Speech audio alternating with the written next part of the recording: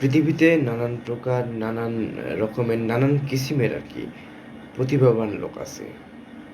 মুই যে হেতিগর দাঁড়ে পড়ি না ইয়া মুই জানি। তারপরেও অস্তিত্ব নিয়ে আমি একটা কবিতা লিখছি।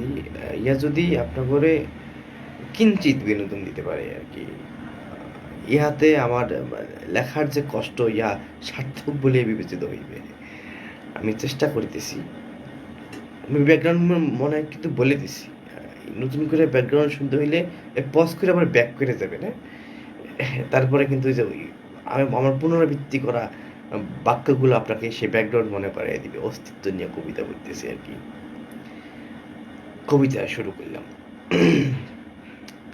ব্যাপারটা হচ্ছে যে একাকাশ বিষণ্ণতা বক্ষে ধরে বসে আছি একা বদ্ধ ঘরের কোণে, অনুভূতিগুলো ছিন্ন ভিন্ন হেঁটে চলা বাউলের গানে, ভেসে আসা কালো মেঘের আড়ালে জ্বলে ওঠা সূর্য হঠাৎ হারালে খুঁজবে কি আমায় প্রদীপ জ্বালিয়ে তিমির অন্ধকারে, হয়ে গেলে অস্তিত্বহীন আমার স্মৃতি হয়ে যাবে মলিন।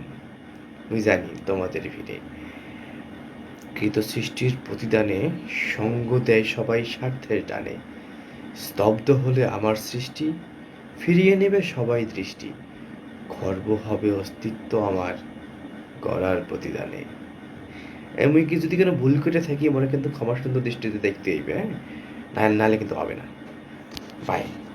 বহুত পণ্ডিত দেখাইছি। আল্লাহ।